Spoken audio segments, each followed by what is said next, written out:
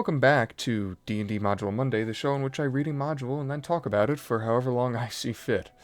The topic of this episode, and I'm pretty excited for this, is Return to the Keep on the Borderlands, which is, as you can imagine, the sequel to the legendary module written by the one, the only, Gary Gygax, which was released for the basic set of D&D, and which I previously talked about in a video of Musings of an Idiot.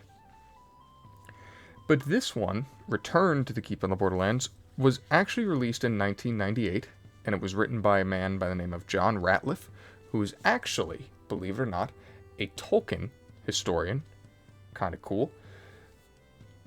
But this was actually part of a series.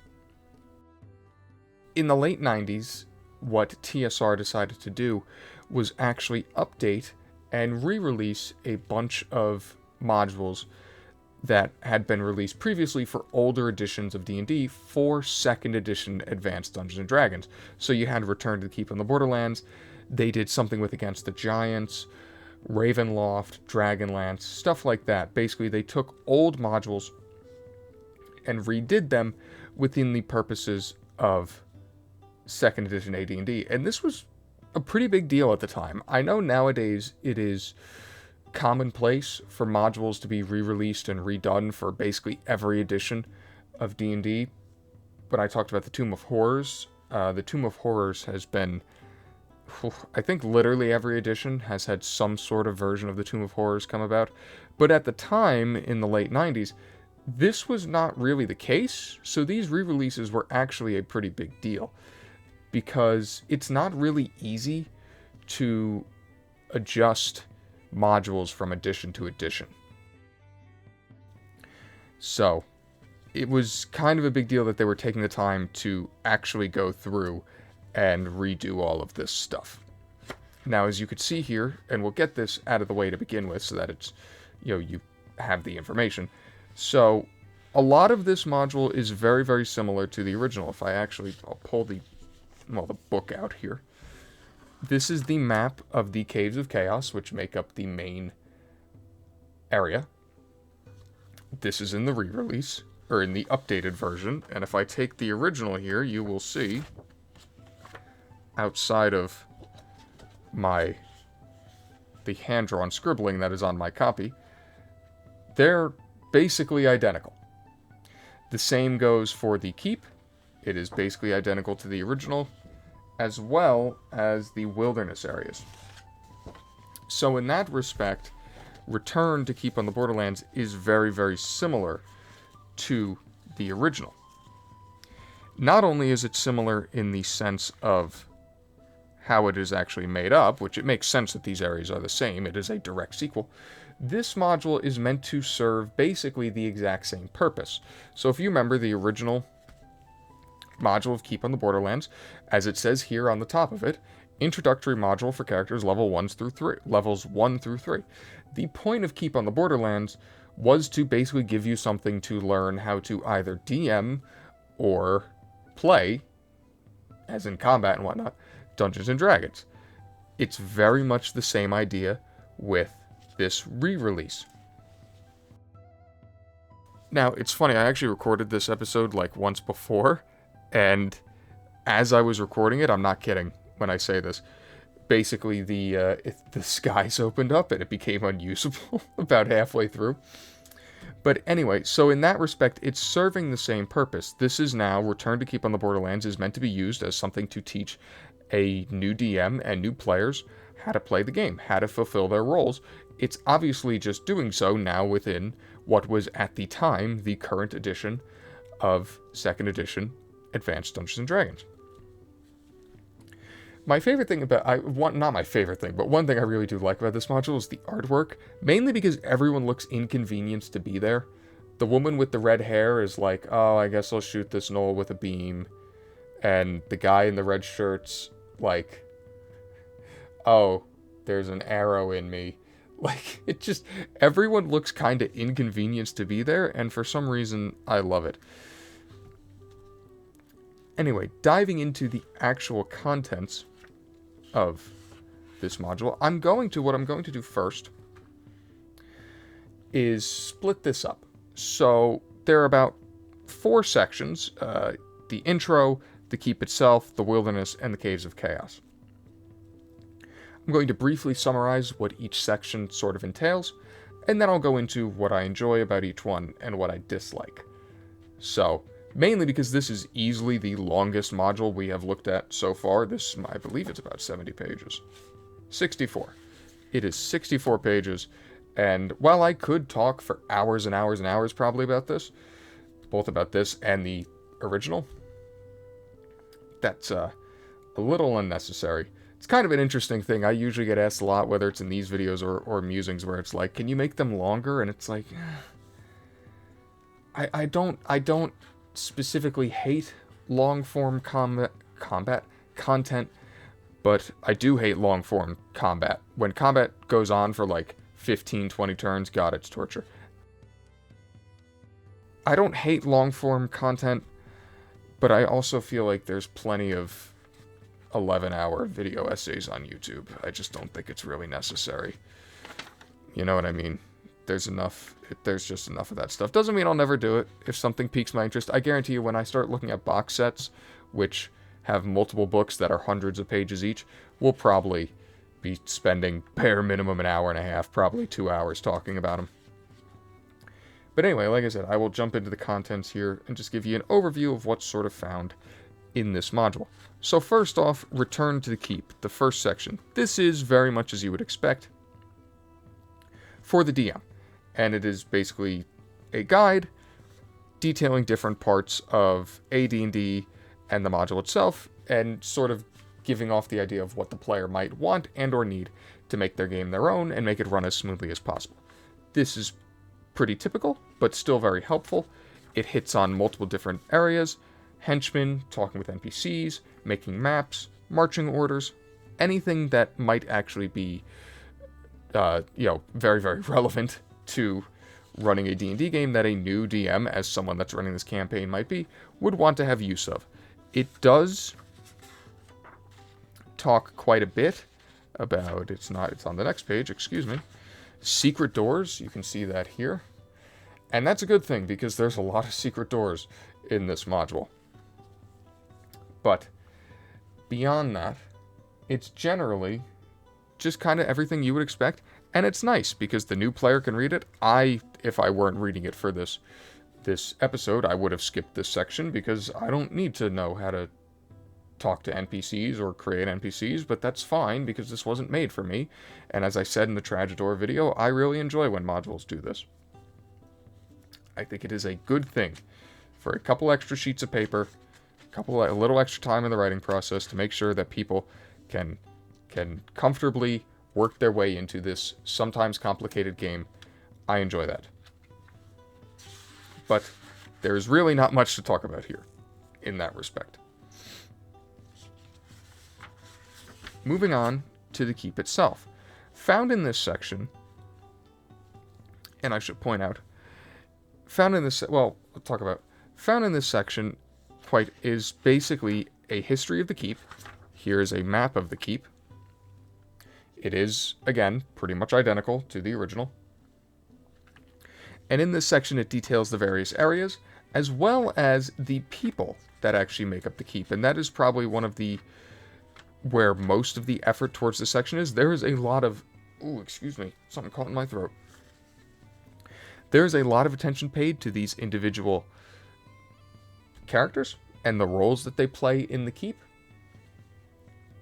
The smithy, the tailor, the tanner, all of these people whom you can interact with have backstories, names, whatnot, and exist within the sort of ecosystem in the keep in different ways. It also includes rumors, of course, and there is a rumor surrounding Briarch, which is the joke from the original. And generally, there's a lot of artwork in here to sort of describe what these people look like. I can show that off here.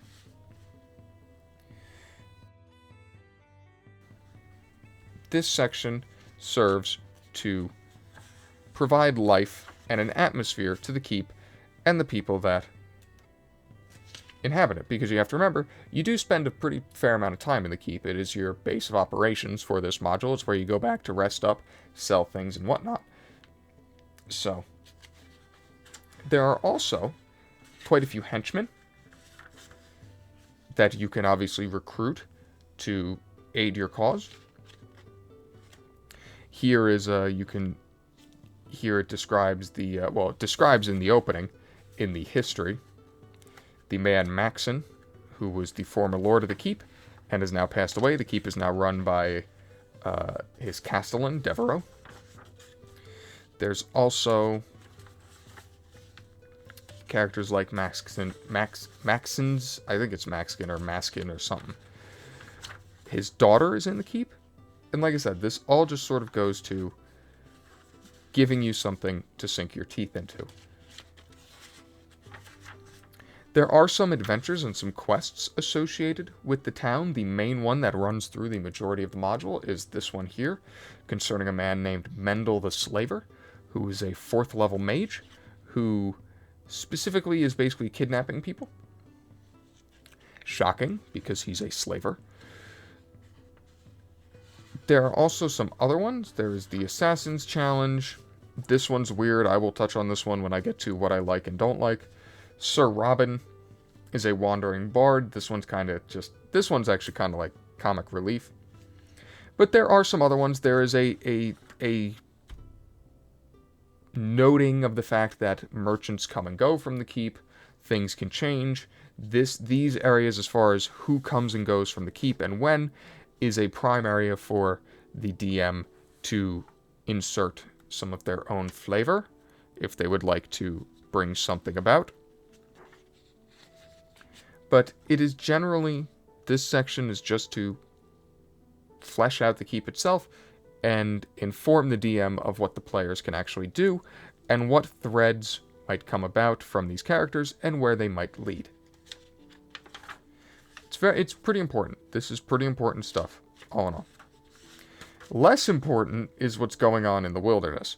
So, the wilderness is basically just here to make it so that you don't just go from the keep to the caves. It is basically there to ensure that you run across some encounters, some random, some more determined, more defined.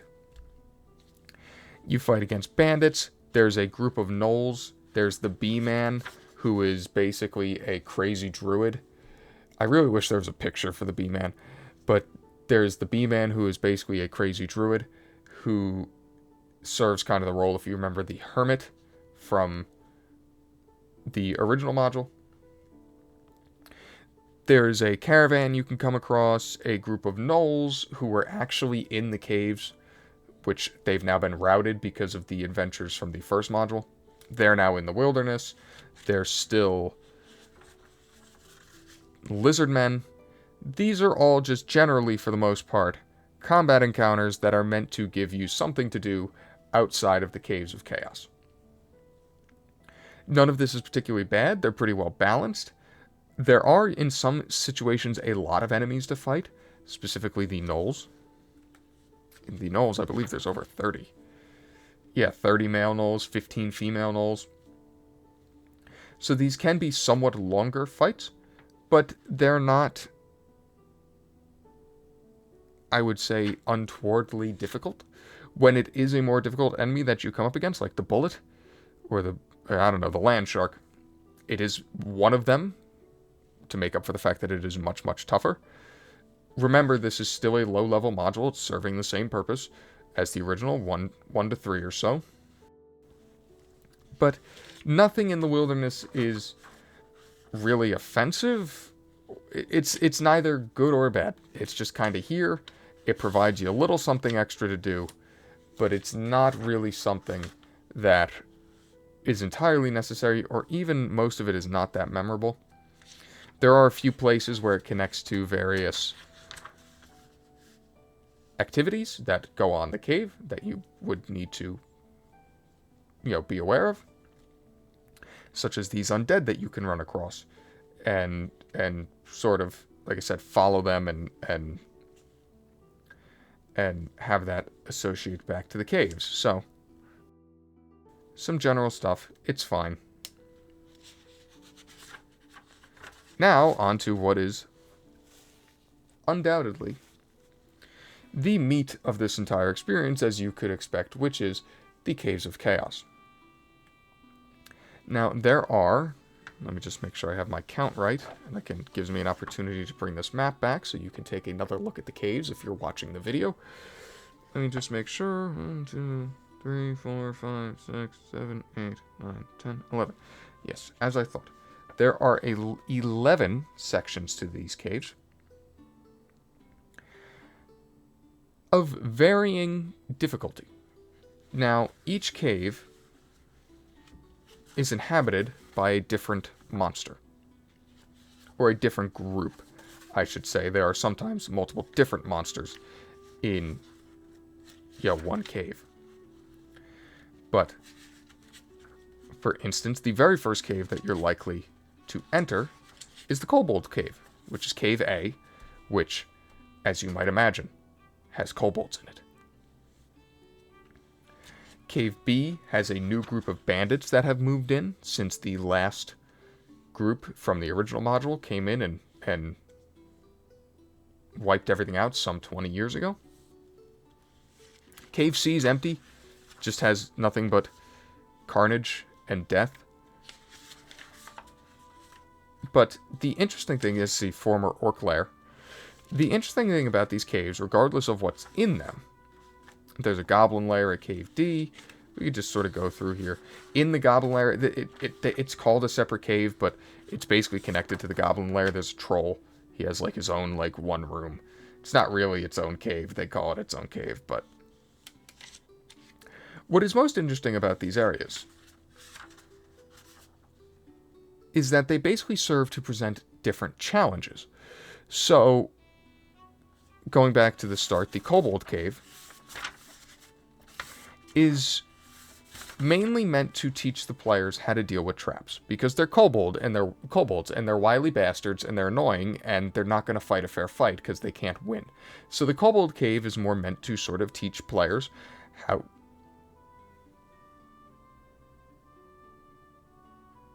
my apologies. The Kobold Cave is more meant to teach players how to deal with traps. The Bandit Lair, immediately afterwards, is really where the personality of the party can come out. You can either run right in and just fight and kill them all. There's multiple different bandits in here, different bosses, different whatever. Or you can sort of sneak through and try to gather information and maybe learn a thing or two. Very possible. The former Orc Lair is just carnage. The Goblin Lair and the Troll Cave is kind of where you learn when you shouldn't be fighting. Yes, maybe you can fight the goblins. When they get the troll, you should probably leave. The former Hobgoblin Lair, which has skeletons in it, gives you a new enemy type. This is probably the first time where you'll learn as a new player. Blunt weapons. Blunt weapons are really good in D&D. Can I just point that out? You should really, really be using blunt weapons, more often, because guess what? Blunt weapons they don't deal any less damage to people with flesh, and they can actually deal damage to skeletons and whatnot. Blunt weapons are really good. Just pointing that out. I know we all like shiny swords and whatnot, but blunt weapons are really good. So there's some undead. There's a fungus cave, which teaches you how to deal with status ailments, because it's fungus. There's also sturges. I hate sturges. There's sturges in the wild, too. There should just not be sturges. Then you have the bugbear cave, which is more just, again, a sort of general, hey, let's get in here and hack and slash. Though there are role-playing opportunities here as well. The labyrinth, which I will touch on in the what I like and don't like part of this whole spiel.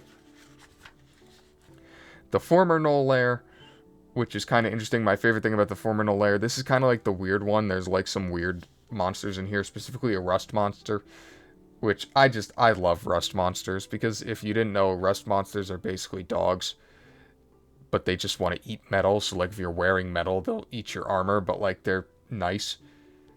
I love rust monsters. They're very cute.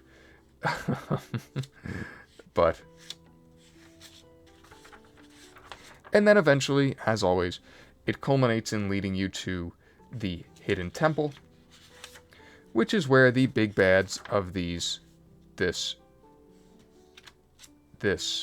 entire dungeon are found. You kill them, you move on, that's it. Very much alike the original. But the Caves of Chaos, their main purpose is to serve to present as many different ways in which combat and the game can be played to new players. And it does that very well, I will admit. It does that very, very well. Okay, now that you have the general idea of sort of what is in each section, I will start with what I really, really like about this module. Pretty much everything.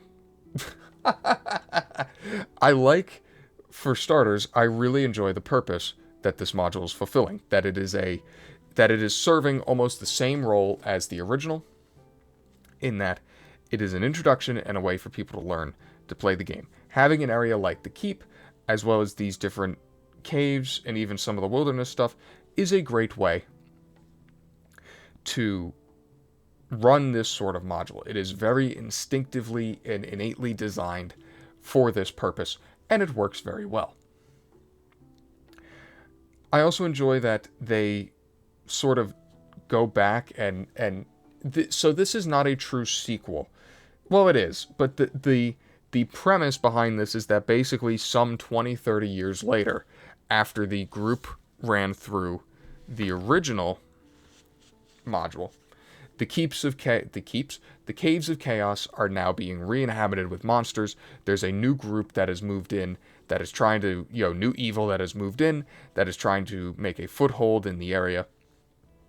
And it is up to these new adventurers to deal with them.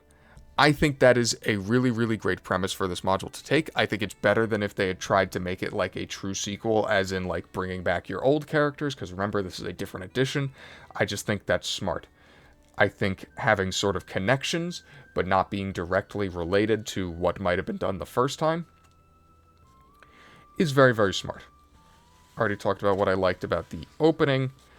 My favorite area of this entire module might be the Keep itself. Now, if you remember in the original, and I'll pull it open here, the original Keep in the Keep of the Borderlands was very, very almost tertiary. There was not a lot described. The characters themselves don't even really have names. It's usually just stuff like the priest, or the bailiff, or the smith. Because again, when Gary Gygax wrote this original, you were not really supposed to be so much spending time at the Keep. It was more about just being a place where you could rest up and sell your stuff and your loot and whatnot, which was also why there was not really much to do at the Keep for the most part.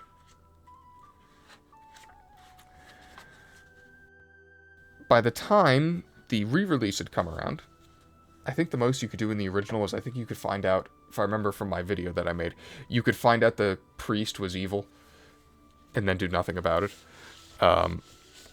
What I think is so great about how the Keep has been fleshed out in respect to the re-release is that by this point, story and role-playing in Dungeons & Dragons in general was becoming much, much more commonplace. So to have more to do for the Keep, within the Keep, in my opinion, is a phenomenal way of teaching players that aspect of the game.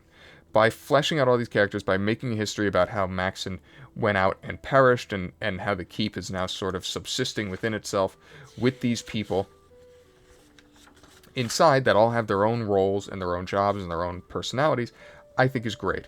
Because there's information that can be earned from taking the time to talk to these people. There are quests that can be found, threads that can be uncovered. And I think this is great because this all does the job of really telling players, like, hey, get into the role-playing aspect. Get into the world around you. In my experience, players typically take pretty quickly to combat. Once they learn the systems, they have to obviously figure out what it is they're doing and rolling and everything like that. But for the most part, in my experience, it is much tougher to get people into role-playing. I think this does a great job of facilitating that, mainly because the characters are more simplistic, but obviously still worthwhile to talk to. There is enough going on in here, and as it relates to the caves,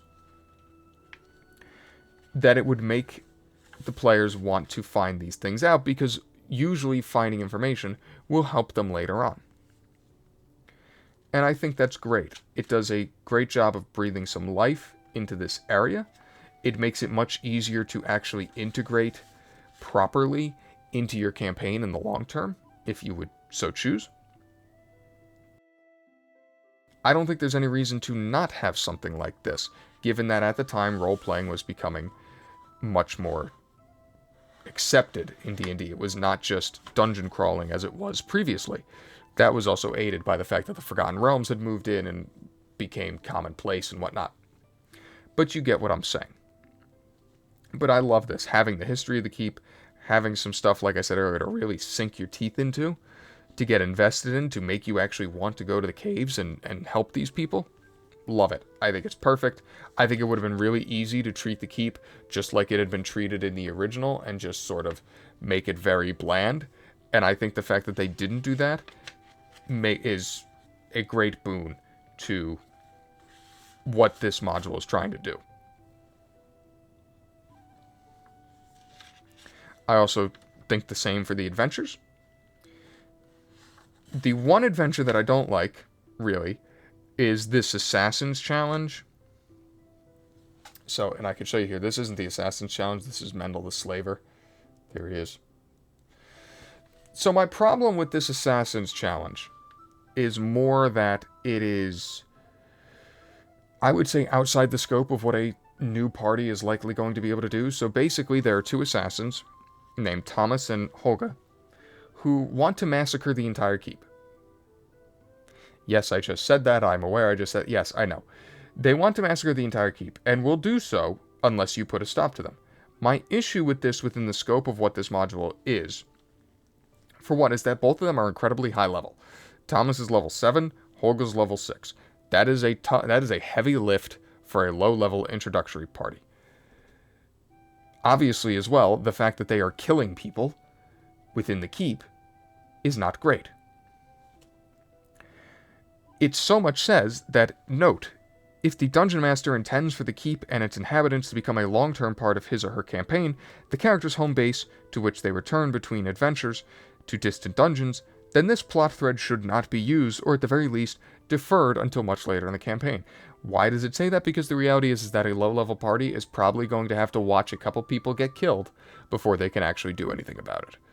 I just don't like this. I don't think it's particularly entertaining. It's also completely, like, what? Just people, oh yeah, let's massacre a whole keep. What? I understand, their motives are apparently that they want to get a foothold in the area, but what? It's out of the blue, it makes no sense, and your players really don't have much of a way to deal with it. Not a fan. And this is particularly a problem because various characters within the keep are related to the Caves of Chaos themselves. So the Copper has had his daughter kidnapped by Mendel. And you can later find that daughter in the Caves of Chaos and bring her back to her father, her family. That's phenomenal. It's great to have that sort of little mini extra side quest. It would really suck if you then couldn't complete that side quest because Thomas and Holga killed the Copper. The same thing can happen. Jocelyn the Tanner is a former bandit and has a sister that runs with the bandit group in the bandit cave in the Caves of Chaos. That's awesome. She can also be killed. You can basically find her sister and in one way try to bring her back to society and help her rehabilitate herself. You obviously would not be able to do that if these people were killed. So the fact that they went through all this effort to then introduce a plot point that could very easily be used to sort of cut all these threads, I don't understand it. It doesn't make any sense to me. I think it's really, really dumb in the long run. But otherwise, I really like everything that it presents, the different shops, the different areas, the different characters. I think it's great for everything that a young party... It gives a young party everything that they would need to immerse themselves in the world and says, go ahead and do it. And I think that's great. And is a straight up improvement from the original. Moving on to the wilderness, my favorite part about the wilderness, like I said, these are just kind of random encounters. My favorite part about the wilderness is how this is where a lot of the fan service to the original module goes, because obviously you want to at least put something in for the people that played the original. And that is, again, in the B-Man, who is a clear XP of the Hermit, but also the Gnolls, who were previously in the caves and are now not, because the previous group dismantled them, as well as the Lizardmen. It even says here, when Lord Maxon first built the keep, the greatest threat to its survival was the Lizardman colony in the nearby swamp, whose lair was only about 1.5 miles from his new-founded settlement. The Lizardmen vigorously defended their prior claim to the area, waylaying any humans and demi-humans they found near the river and carrying them off to slowly drown. Maxon led several expeditions against them and encouraged adventurers to do the same until the scaly folk's numbers had been drastically reduced and attacks on his people ceased. I almost wish there was more of this stuff in the wilderness rather than just random encounters, because the way this all ties back into makes that connection to the original. I think that's great. I think, again, keeping those connections while not making it a direct sequel or not making this a high-level campaign, which I think would have been really difficult to do. Fantastic. I love it. I love the callbacks. It's great for a nerd like me. What I don't love about the wilderness, there are some weird things. Like I said, there's Sturges. Sturges are just always bad. There should just never be Sturges. They just shouldn't exist, okay? Can we just stop putting Sturges in anything? But there's also some sort of silly things, like the leeches. Like, if you go walking through water, like, you have leeches all over you now, and they drain your strength and stats and health, and it's really hard to get them off you. It's not bad, it's just a little odd. Granted, I would hope that people would be smart enough not to go walking around in water that's inhabited by lizardmen, but again, low-level party. There's a shambling mound who's just kind of there. Again, some of the, like I said, the stuff like the Gnoll and the Lizardmen and the Bee-Man, that's pretty cool. A lot of the other stuff is just kind of random. Like, even this pilgrim, this is basically like a religious cult. These pilgrims, as it says here. And it turns out they have, like, a shape-shifting demon among them who is killing them one by one. And they're all too crazy to realize it. It's, again, it's not bad. It's a little weird. There is some weirdness in this module in general. That is kind of a running theme. One thing I do really like about the wilderness is the Shy Tower. So the way this works is that occasionally you will look, and I will show you the tower here because there's a picture of it. You will look out to the distance and you will see a tower. And sometimes it will be there, and other times it just won't be there. And you can then go to the tower and explore it. As it turns out, the tower is a house hunter, which, if you don't know what a house hunter is basically a mimic, but in the shape of a building. And it's very cool. And obviously, if you screw around within the house hunter, it is going to try to kill you. And it kind of serves as a lesson, like sometimes discretion is the better part of valor, because you can't realistically kill this thing. Normally that would frustrate me, but I think using a monster that is not often seen and presenting a sort of unique, because all these wilderness expeditions, for the most part, these encounters, you can win them all fairly easily. Some of them are certainly more difficult than others, but you can win them all. The House Hunter, you really can't. It has an AC of 0 and 200 health. Good luck. It's also really easy to hit you. But I think this is great because it does a great job sort of bringing about crisis and terror within the party. And sort of teaching them, like, sometimes you should be careful of where you go. And also just the fact that it uses a creature that you don't see a ton of. Love that. Love the House Hunter. Now, the zombie stuff, this is, like I said, this connects to the cave. Because the main point of the cave, the new group that has moved in, is an undead cult, basically, that is now trying to resurrect a bunch of undead. In some cases, they are resurrecting the corpses left behind by the previous group to then go out and take over, do away with the keep, do away with the surrounding areas, and take over the land for themselves. And I think this is fine. I think it's a very nice way to sort of tie things together. And I think having this here in the wilderness to sort of lead you to the caves is nice. It's great. You can connect Mendel to them because Mendel's in cahoots with them. Mendel's also bringing them people to for them to slaughter and experiment on. So you can connect him to them here. But ultimately, where the bulk of this is going to be found, and where I love almost all of, is the Caves of Chaos. Like I said, my favorite thing about this module, this part of the module, is how it brings about different challenges, whether it's in the way that the caves are different and meant to present different challenges. I think that's phenomenal. The original was very much kind of like, hey, go to this cave and kill this enemy. Go to this cave and kill this enemy. By including the plot points from the keep itself and the characters in the keep, as well as having the monsters act in different ways, does a great job of telling your players, like, hey, it's not all going to be black and white. That's amazing, in my opinion. I think it does a really, really good job of that, for the most part. Like I said, the Kobold Cave teaches you about traps. The Bandit Cave kind of teaches you self-expression, and how you might want to deal with something at a moment's notice. I find it kind of funny, you might look at and there are different ways you can deal with these things. Like I said, you can try to work, like I said, the woman Nor, this is her here, this is Jocelyn's sister, the Tanner. Well, if you go in and kill everyone, including her, if she's there, because there's a couple different leaders that are there at different times, if she's there, well then obviously you can't do that. So it teaches you the lesson of, like, sometimes you got to think about how you're going about things. I think Cave C is a really great way, considering it's just death and destruction. It's a great way of showing your players, like, this is what happens when you're ill-prepared. But I love that all of this does that. The one thing that I really, really, really dislike, and I like the areas themselves. I think they're interesting. I think they're mapped out very clearly and concisely between the individual caves. The hidden temple at the end is very cool. It's a fitting final dungeon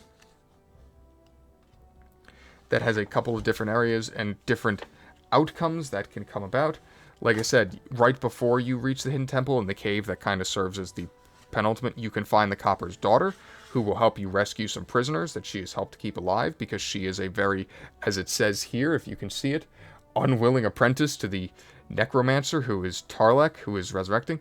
This is all great. Having these different opportunities and these different combat encounters, which I didn't find anything within these caves that is unjust. If anything, actually, I thought some of the stuff in these caves was a little easy, not gonna lie. Especially like the Goblin Cave, unless the goblins get to the troll, which the troll, I believe, will not leave his cave. With that, like, the Goblin Cave is not that hard. The Kobold Cave, again, is not that hard either, although it's more just meant to teach you and be annoying about traps and whatnot.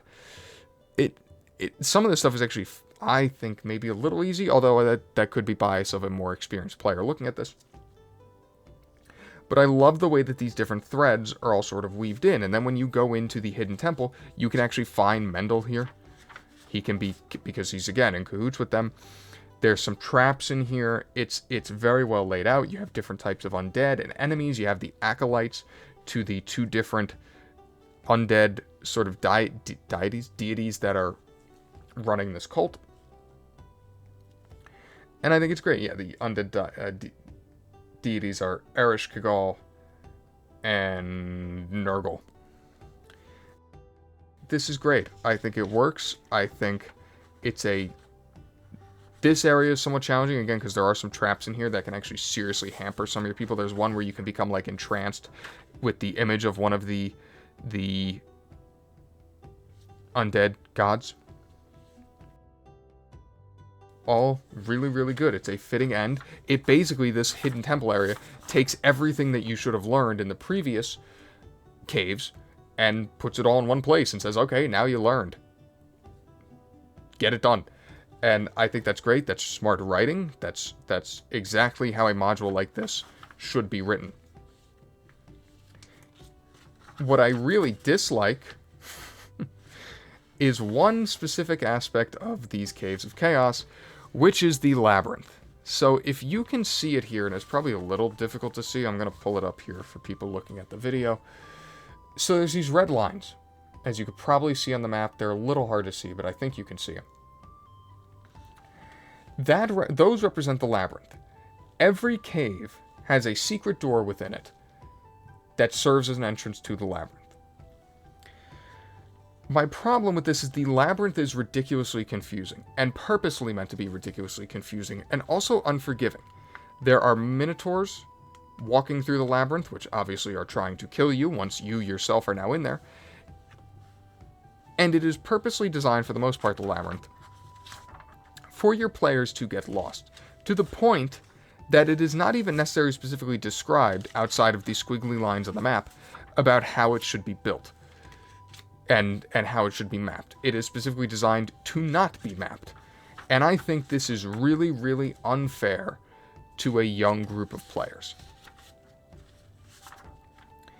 I imagine that there would be a lot of death in the labyrinth. There are, in some cases, again, besides the minotaurs, just enemies that I don't know how low-level party would deal with. There's a Medusa who you can speak with, and she won't attack you if you're kind to her. But again, it's a Medusa in a first to third level campaign. And my problem with this is that the labyrinth is really the primary way that you have to get to the hidden temple. And I just don't know how players would realistically do this with how confusing it is without the DM eventually just throwing up their hands and say, oh, you come across an entrance to the hidden temple. Because the only other way to get to the hidden temple without going through the labyrinth is through Cave J. You can find a secret door in Cave J that leads directly to, it's right here, it leads to this hallway. There's another one here as well, I believe. Although that's technically the labyrinth. Oh no, that's a room in the labyrinth. Never mind. So yeah, there's a secret door in Cave J, or you can go from basically the ruins where the zombies are found in the wilderness, and that can lead you to Cave, the hidden temple. But those are more niche sort of ways to do it, which obviously either require finding a hidden door or going from a completely different area.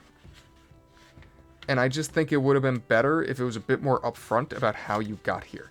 Or if the labyrinth was more clearly defined. Because I could see as a player getting very, very frustrated with a vague DM trying to find my way through all of these places, like, what the hell is going on? So, again, I think everything in these Caves of Chaos is so good for what it's trying to do. It's good variety. There's a lot of interesting stuff. The way that there are certain threads that then weave back to the keep, I think that's fantastic. That's a very loud vehicle. I apologize for that. I think that's all fantastic. I think the labyrinth would make me want to pull my hair out, because everything up before it is so great, and what it eventually leads to is also great. But man, it is so... It's not great when you read something and say, that's probably not very fun. That's very much the vibe I got reading about the labyrinth. But everything else about this module, as far as the actual content of the gameplay, of the role it is playing, whether it's in the caves, in the wilderness, in the keep itself, phenomenal. It really, in a lot of ways, I think is almost better than the original. No offense to Gary Gygax, people are going to get mad at me about that. But I think it gives you more to do. It teaches you more of the tenets of the game from a role-playing aspect and from a combat aspect. And generally is more complete in that regard. One thing that I have to say about this module that is incredibly disappointing, holy hell, this thing is a grammatical nightmare. Like, it very clearly did not have an editor, and as a former communications student, it's really bad. Like, I stopped counting how many grammatical and spelling errors there were. There was one on the front here. Beleaguered bugbears. Beleaguered bugbears. There was one page where they clearly meant to use the word within and kept using without. It's just, there are a lot of spelling and grammatical errors, which is just so weird to me because this was an officially licensed TSR product. But again, when I look at the credits, I don't see an edit. There is an editor. So Dwayne Maxwell, no offense, whoever you were, I don't know what the hell you were doing. I don't know. Maybe you weren't doing, like, copy editing. Maybe you were doing, like, editing to make sure everything worked properly. But, my goodness, it's almost embarrassing. Another weird thing is that there is some oddity to this module. Like I said, if I could find the picture of him again, Mendel has like women hanging on his arms at all time that are like part of a harem. That's a little weird. Yeah, you could see them here. It's in the picture I showed previously. That's a little weird. There is in the hidden temple, and again, remind you, this is the hidden temple, so this is the penultimate area. There's 2 acolytes of these undead priests, because the way it works is that one of them is for the men and the other one is for the women. One god's for the men, one's for the women. There's 2 priests playing strip poker, and they thought that interesting enough to make a picture of. That's weird. There are, like I said, there are some oddities in here that I don't get. Maybe they just haven't aged well. I don't know. It's a little weird. There's some weird stuff in here, I gotta be brutally honest. But then again, when I look at fights like the Black Knight and his mistress, and these kind of, which is great. This fight in some respect, I actually think this might be like the hardest fight in the module, but it's also kind of like a sort of vaguely extra thing. You don't really have to do it if you don't want to. You know, it could be pretty easily avoided. But this is like, when I look at stuff like this Black Knight, who's a fallen paladin, who is now just killing people for sport, and his mistress, and even going back to one of the undead caves where they're doing the experiments. Or like Tarlek, who is the necromancer who has taken the copper's daughter as his unwilling apprentice. He has a cat as his familiar, an undead cat, which was like perfectly preserved. Like this, there is a lot of cool stuff, but there is some oddity. Again, the last thing I expected when I was reading the section about the hidden temple was strip poker. That was interesting. I'm trying to find it. When this one in the undead cave, the two of the undead constructs are basically like still vaguely human, so you can find them like eating, even though obviously they're undead, they don't have to eat. I enjoy that. There is a lot of stuff to enjoy. Not to mention, again, this is all set up very, very well for a new player. There's tons of block text to flesh out the areas and the characters themselves. And generally, I just think this really, if this were more technically sound, granted, I don't think this module is as well known or as legendary as the original Keep on the Borderlands. The original Keep on the Borderlands was probably the first module for a lot of people, but I think it could be argued, between the way it incorporates so many elements and the way that the caves are written to hit on so many factors, that it arguably does the job that the original Keep on the Borderlands was aiming to achieve more adequately. And I'm not saying that as a means to say that the re-release is better, because I don't think it has the same weight or the same clout, but I think it is very, very interesting in the fact, also, I think it just plays in a better edition. But all in all, if you can get over the fact that it just seems like no one proofread this thing, and some of the weird stuff, this has everything you want. I would heartily recommend this to anyone. Also, it's just cool to have as a sort of, if you have the original Keep on the Borderlands, it's cool to have as a sort of companion piece. This is very, very good. Again, not technically, but as far as the content, what's in the keep, the characters, the areas in the Caves of Chaos, what they teach players to do, absolutely 10 out of 10. If you can get over the beleaguered bugbears, which I'm sure you can, it is very much worth the time. I wouldn't mind, I mean, I'm sure Keep on the Borderlands has been redone at this point for 5th edition, but this is really cool, and I'm a big fan of this overall. Just, I could do with less strip poker in my modules.